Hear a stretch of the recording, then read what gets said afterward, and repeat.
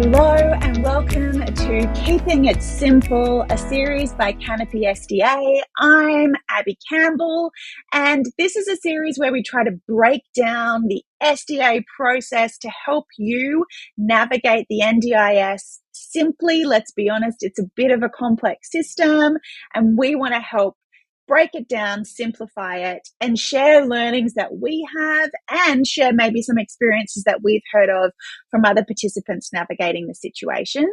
And today I'm joined by our Chief Customer Engagement Officer, Just Tracy call Cutler. The people person. I'm just the people person.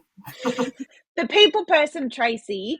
And we're going to be chatting about building types, because this is something that comes up a lot as we're navigating processes with participants and what type of funding they have and whether they're eligible for a Canopy home. Trace, Hey. Building types is a huge thing that we talk about probably on the daily.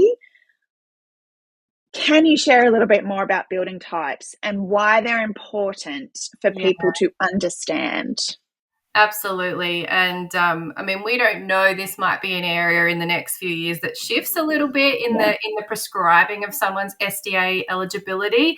But yes, we have, when you're applying for an SDA or when you're applying for SDA eligibility, you will, the four types are villa / townhouse / duplex. So that's just one category, and that trips up a lot of people because we then incorporate apartments into that, which no, they're separate. So villa, townhouse, duplex is one category. Then you have house. The NDIS see anything more than a 3-bedroom house, they will classify as a group home. So a 3-bedroom house is not a group home. A 4-bedroom house and more is a group home.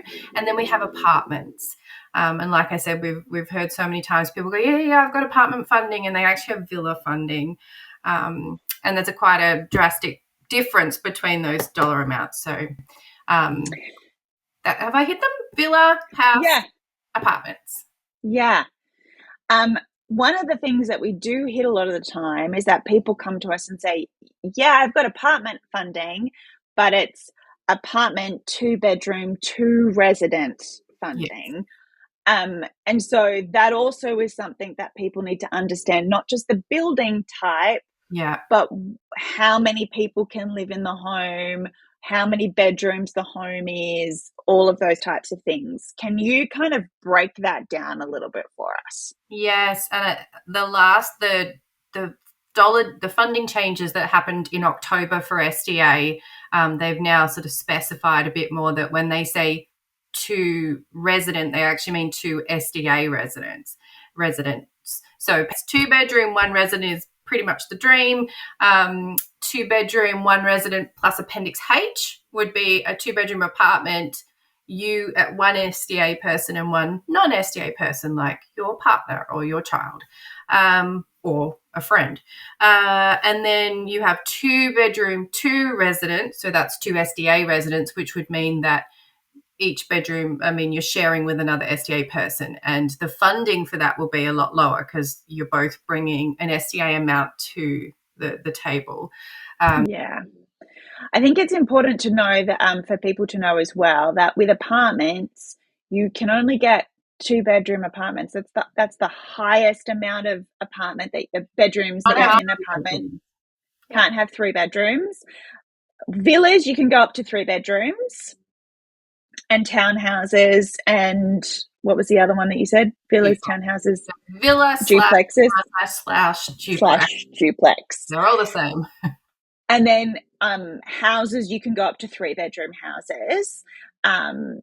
So it's just to be aware of what that breakdown is as well. And as you're applying or as your participants applying, understanding what the breakdown is that they're applying for and how many residents it is that they're applying for, because the funding does shift significantly. And that's something that we've experienced a lot. We have a lot of people that come to us and say, yes, I've got apartment funding, but then when we look at their funding, it's actually 2 bedrooms, 2 residents. And so we then have to say, look, you're funded to share, and so the funding is very different, and that may not be what they want. And so it's just something to, as you're going through the process, just to be fully across what you're applying for and what the breakdown is in terms of the building type. Now, Trace, this is another episode that we're going to record and get into in the next episode, is design categories, because that also impacts your application. Yeah. So we're trying to break this down as simply as possible into sections so you can get all the information that you need. If you have questions about building types, please pop them in the comments or shoot an email to hello@canopysda.au. Make sure to come back for the next episode of Keeping It Simple, where we do dive into design categories. That's another important component that kind of goes hand in hand with building types. So we'll see you here for the next episode of Keeping It Simple, where we dive into design categories.